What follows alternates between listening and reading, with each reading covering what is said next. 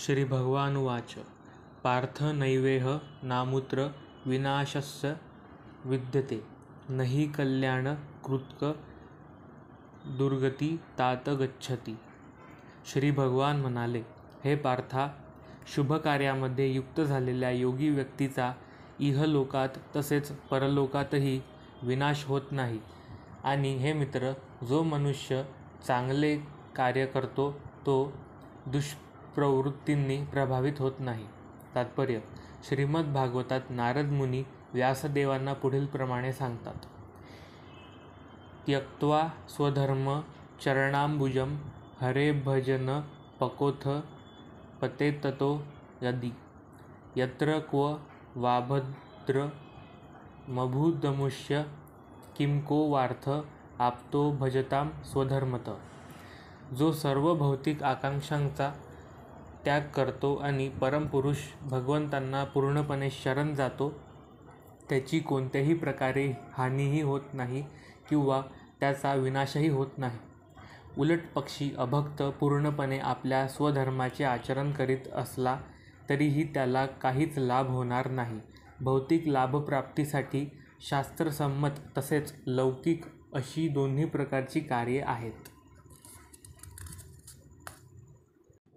कृष्ण भावनेतील आध्यात्मिक प्रगतीकरिता योगी व्यक्तीने सर्व भौतिक कर्माचा त्याग केला पाहिजे. यावर एखादा प्रतिवाद करील की जर कृष्ण भावनेची पूर्णता झाली तरच मनुष्याला परमसिद्धी प्राप्त होईल, परंतु जर त्याला परमसिद्धीची प्राप्ती झाली नाही तर त्याची आध्यात्मिकदृष्ट्या तसेच भौतिकदृष्ट्याही हानी होते. शास्त्रांमध्ये सांगण्यात आले आहे की जर मनुष्याने आपल्या नियत कर्मांचे पालन केले नाही तर त्याला त्या प्रमादाची फळे भोगावी लागतात. म्हणून जो दिव्य कर्म करण्यामध्ये अपयशी होतो त्यालाही त्या प्रकारची फळे भोगावी लागतात. परंतु श्रीमद भागवतात सांगते की अपयशी योगी व्यक्तीला चिंता करण्याची मुळीच आवश्यकता नाही. आपल्या विहित कर्माचे पालन पूर्णपणे न केल्याने जरी त्याला त्याचे परिणाम भोगावे लागले तरी त्यामध्ये त्याची काहीच हानी होत नाही. कारण शुभकारक कृष्ण भावनेचे विस्मरण कधीच होत नाही आणि कृष्ण भावनेमध्ये युक्त असलेला मनुष्य पुढील जन्मी जरी हलक्या कुळात जन्मला तरी तो कृष्ण भावनेत संलग्न होतो. उलट पक्षी जो मनुष्य कृष्ण भावनाभावित नाही आणि केवळ विहित कर्मांचे कठोरपणे पालन करतो त्याला शुभ फळ प्राप्त होईलच असे नाही. या श्लोकाचे तात्पर्य पुढील प्रमाणे आहेत. मानव समाजाचे नियमित आणि अनियमित असे दोन विभाग करता येतात.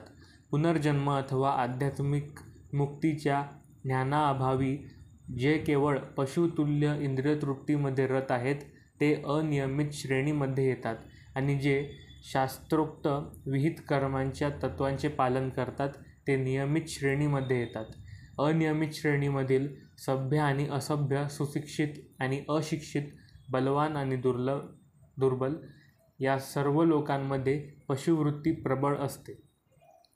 त्यांची कर्मे कधीच शुभदायक असत नाही, कारण आहार, निद्रा, भय आणि मैथुन या पशुतुल्य प्रवृत्तीचा उपभोग करीत ते दुःखपूर्ण अशा भौतिक जगतात अनंत कालासाठी खितपत पडतात. या उलट जे शास्त्रनियमानुसार संयमित आहेत ते यथावकाश कृष्ण भावनेत उन्नत होतात आणि निश्चितच जीवनामध्ये प्रगती करतात. जे शुभ मार्गाचा अवलंब करीत आहेत त्यांच्या 3 श्रेणी करता येतात. भौतिक सुखसमृद्धीचा उपभोग घेत शास्त्रोक्त विधिविधानांचे पालन करणे. दुसरं, संसारातून मुक्त होण्याचा प्रयत्न करणारे. तिसरं, कृष्ण भावनायुक्त भक्त. भौतिक सुखाकरिता शास्त्रोक्त विधिविधानांचे पालन करणाऱ्यांच्या पुन्हा 2 श्रेणी करता येतात. सकाम कर्म करणारे आणि इंद्रियतृप्तीची आकांक्षा न करणारे. जे इंद्रियतृप्तीकरिता सकाम कर्मे करतात ते जीवनाच्या उच्चतर अवस्थेप्रत किंवा उच्चतर लोकांमध्येही उन्नत होतात. परंतु तरीही हे लोक संसारातून मुक्त झालेले नसल्यामुळे ते वास्तविक शुभदायक मार्गाचे अनुसरण करीत नाही.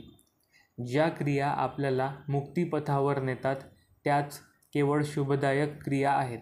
ज्या क्रियांचा उद्देश आत्मसाक्षात्कार किंवा देहात्मबुद्धीतून मुक्त होणे हा नाही त्या क्रिया मुळीच शुभदायक नसतात.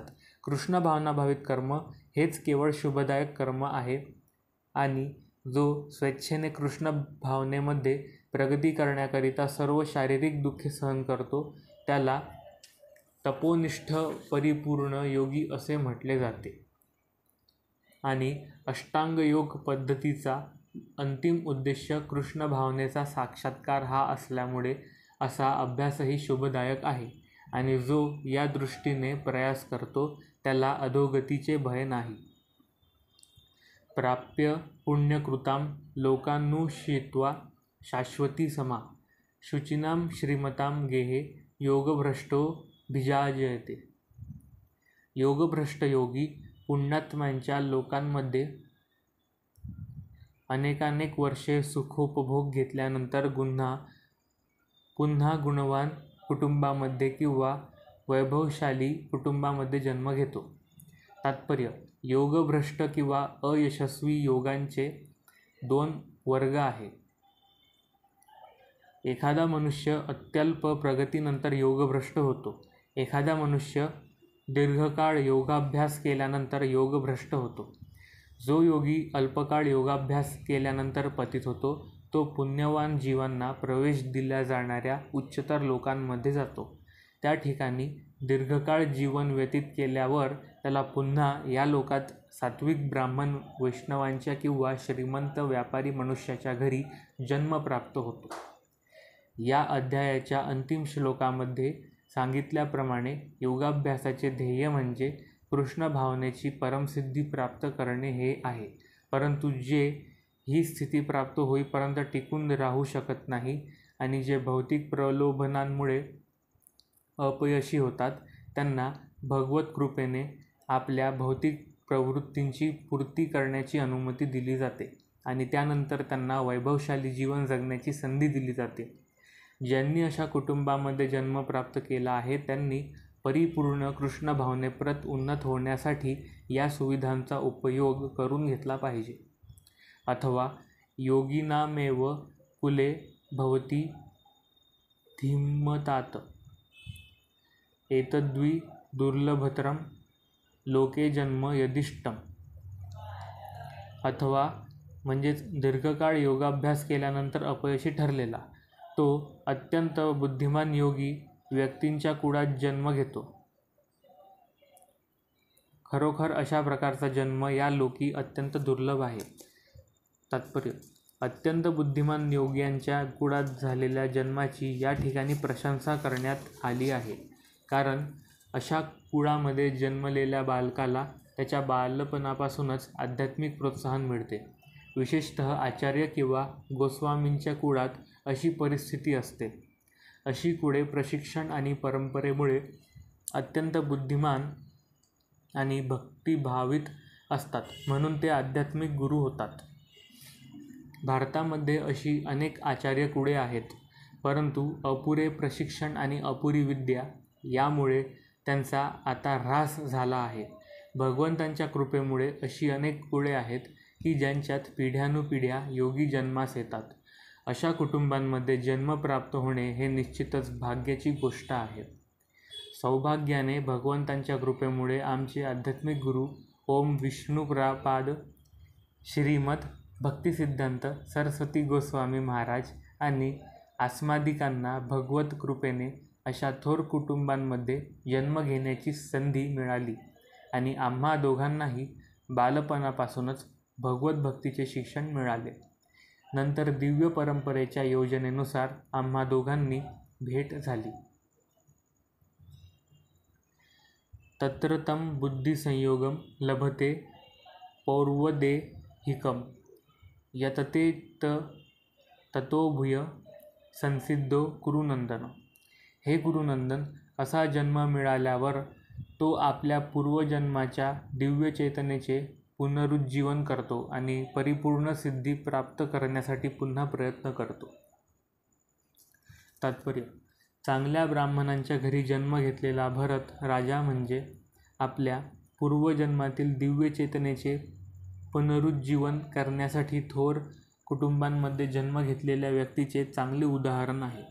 भरत राजा हा पृथ्वीचा सम्राट होता आणि त्याच्या वेळेपासून देवदेवतांमध्ये ही भूमी भारतवर्ष या नावाने विख्यात झाली. त्यापूर्वी या भूमीला इलावृतवर्ष म्हटले जात होते. तरुण वयातच सम्राटाने आध्यात्मिक पूर्णता प्राप्त करण्यासाठी निवृत्ती स्वीकारली, परंतु तो सिद्धी प्राप्त करण्यात अपयशी झाला. नंतर त्याने पुढच्या जन्मात सदाचारी ब्राह्मणाच्या कुटुंबांमध्ये जन्म घेतला आणि तो कोणाशीच बोलत नसल्यामुळे आणि नेहमी एकांतवासातच राहत असल्याकारणाने जडभरत नावाने ओळखला जाऊ लागला आणि त्यानंतर राजा रहुगणाला तो परमयोगी असल्याचे कळाले. त्याच्या जीवनावरून कळून येते की आध्यात्मिक सिद्धीच्या प्राप्तीसाठी केलेले प्रयत्न किंवा योगाभ्यास कधीच व्यर्थ होत नाही. भगवंतांच्या कृपेने योगी मनुष्याला कृष्ण भावनेमध्ये पूर्ण सिद्धी प्राप्त करण्यासाठी वारंवार संधी मिळते.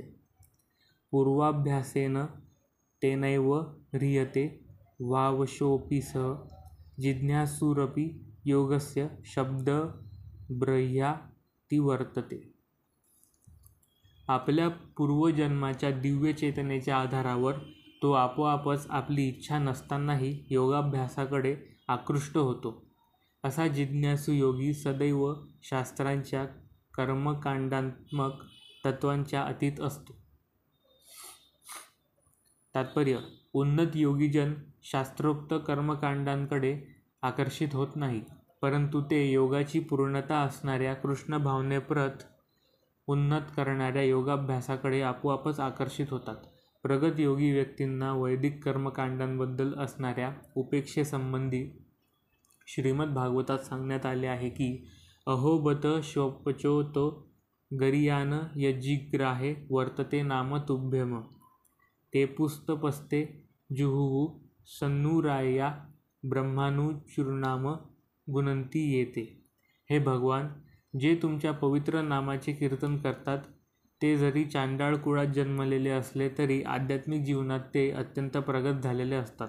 तुमचे कीर्तन करणाऱ्या व्यक्तींनी निसंदेह सर्व प्रकारचे तप आणि यज्ञ केले आहेत, सर्व तीर्थस्नाने केली आहेत, सर्व शास्त्रांचा अभ्यास केला आहे. यासंबंधी एक सुप्रसिद्ध उदाहरण श्री चैतन्य महाप्रभूंनी दिले आहे. श्री चैतन्य महाप्रभूंनी हरिदास ठाकूर यांचा प्रमुख शिष्य म्हणून स्वीकार केला. हरिदास ठाकूर यांचा जन्म जरी मुस्लिम कुळामध्ये झाला तरी श्री चैतन्य महाप्रभूंनी त्यांना नामाचार्य या पदावर आरूढ केले, कारण हरिदास ठाकूर हे दररोज 3 लाख भगवन्नामांचा जप करण्याची व्रत कठोरपणे पालन करीत असत. हरे कृष्ण कृष्ण कृष्ण हरे हरे, हरे राम राम राम हरे हरे. ते निरंतरपणे हरिनामाचा जप करीत असल्याकारणाने जाणले पाहिजे की आपल्या पूर्वजन्मात त्यांनी शब्दब्रह्म म्हणून ओळखल्या जाणाऱ्या सर्व वैदिक कर्मकांडांचे आचरण केले आहे. म्हणून जोपर्यंत मनुष्य शुद्ध होत नाही तोपर्यंत तो कृष्ण भावनेच्या तत्त्वांचा स्वीकार करूच शकत नाही किंवा हरे कृष्ण महामंत्राच्या कीर्तनांमध्ये संलग्न होऊ शकत नाही.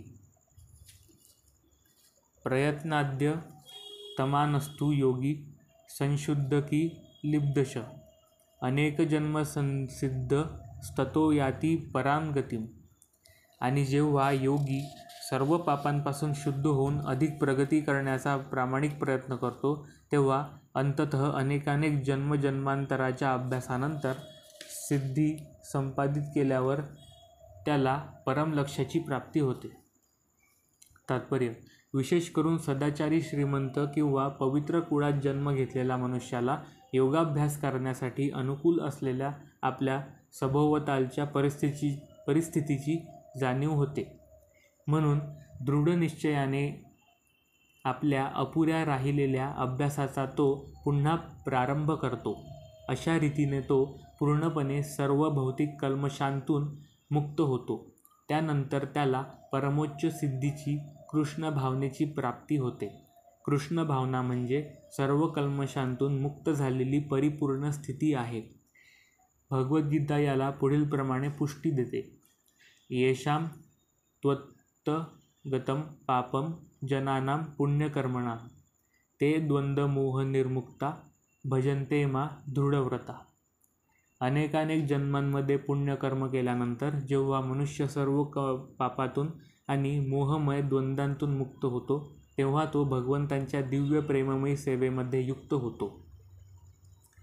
तपस्वीभ्यो अधिको योगी ज्ञानीभ्योऽपि मतोऽधिक कर्मिभ्यश्चाधिको योगी तस्माद्योगी भवार्जुन.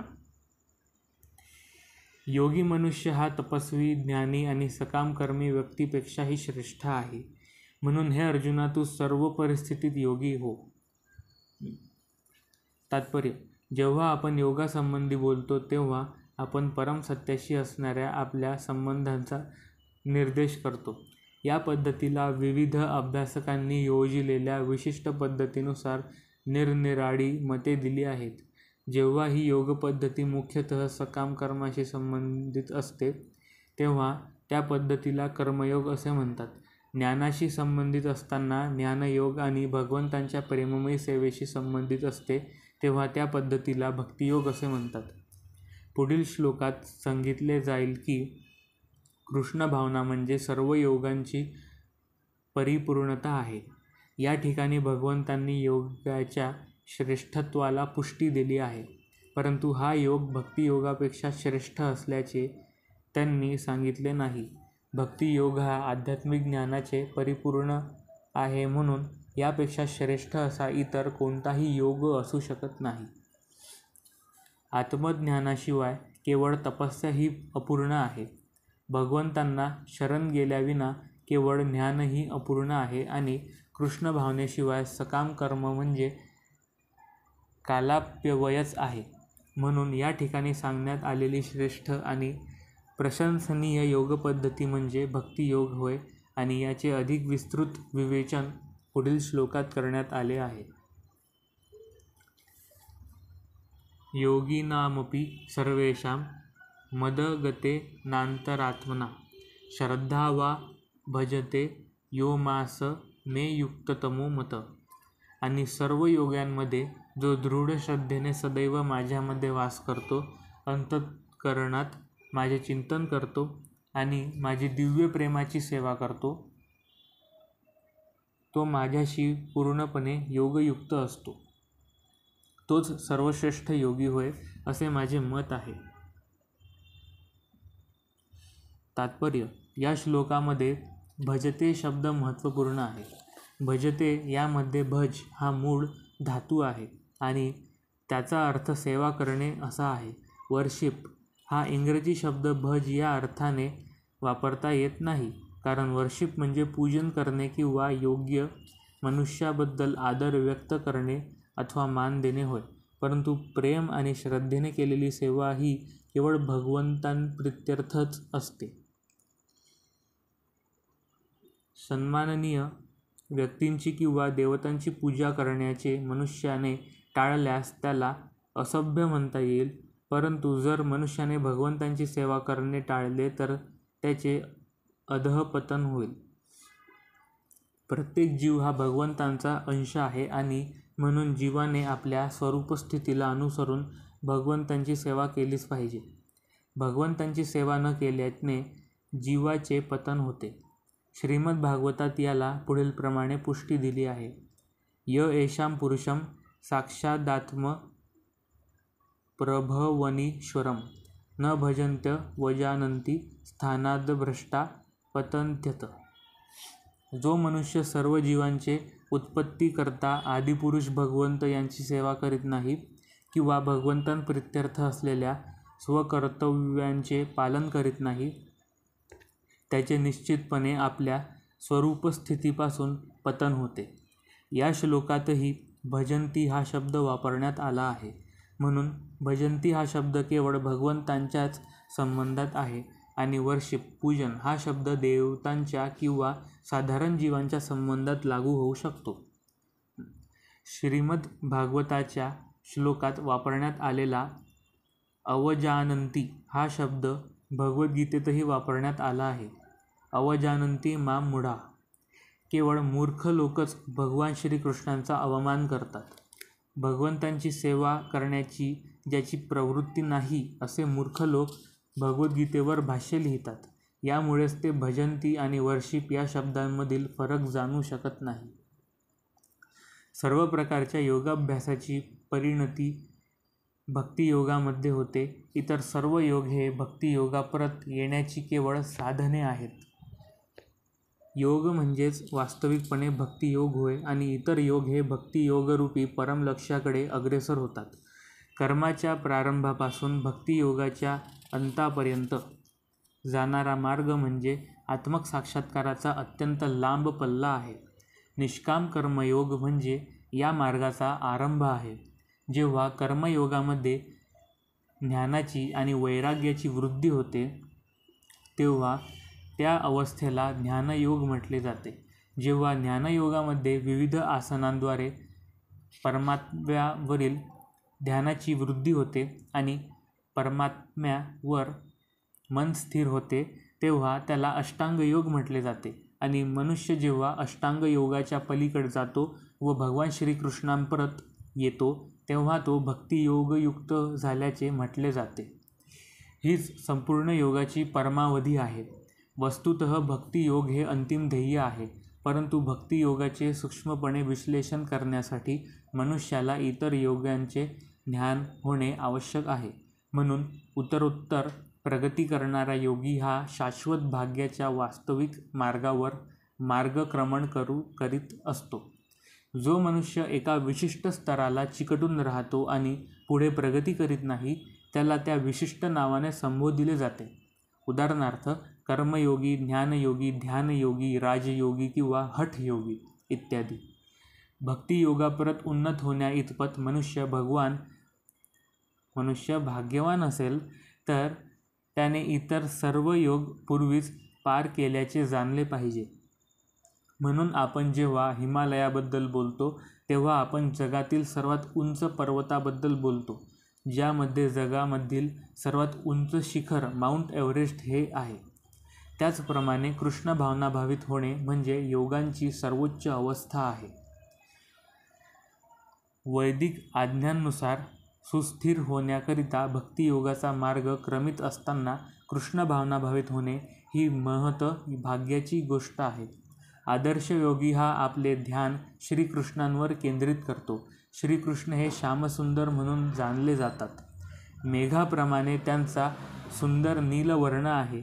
त्यांचे मुखकमल सूर्याप्रमाणे तेजस्वी आहे. त्यांचे वस्त्र रत्नांप्रमाणेच तेजस्वी आहे आणि त्यांनी सुंदर पुष्पमाला धारण केली आहे.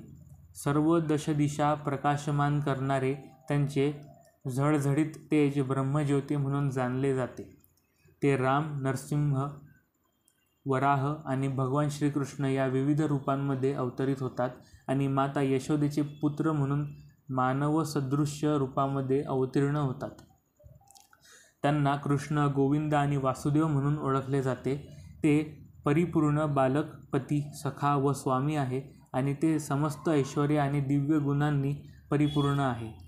ज्या मनुष्याला भगवंतांच्या या सर्व गुणांची पूर्ण जाणीव असते त्याला सर्वश्रेष्ठ योगी म्हटले जाते. सर्व वेदांमध्ये सांगितल्याप्रमाणे योगामधील परमसिद्धी हे केवळ भक्तियोगाद्वारेच प्राप्त करता येते. यस्य देवे परा भक्तिर्यथा देवे तथा गुरो तस्सैते कथितारार्था प्रकाशन्ते महात्मनः. ज्या महात्म्यांना भगवंत आणि आध्यात्मिक गुरु दोहोंवर दृढ श्रद्धा आहे केवळ त्यांनाच वेदांच्या तात्पर्यांचा आपोआप उलगडा होतो. भक्तिरस्य भजनम तदिहामुत्रो पाधिनैरास्ये नामुष्मिन मनः कल्पनमेतदेव नैष्कर्मय. या किंवा पुढील जन्मामधील भौतिक लाभाची इच्छा न ठेवता केलेली भगवंतांची सेवा म्हणजे भक्ती होय. अशा कामनांपासून रहित होऊन मनुष्याने आपले मन पूर्णपणे भगवंतांमध्ये रममाण केले पाहिजे. हाच नैष्कर्माचा उद्देश आहे. योगाची परमसिद्धी भक्ती किंवा कृष्ण भावनेच्या आचरणाकरिता ही काही साधने आहेत. या प्रकारे भगवद्गीतेच्या ध्यानयोग या 6व्या अध्यायावरील भक्तिवेदांत भाष्य संपन्न.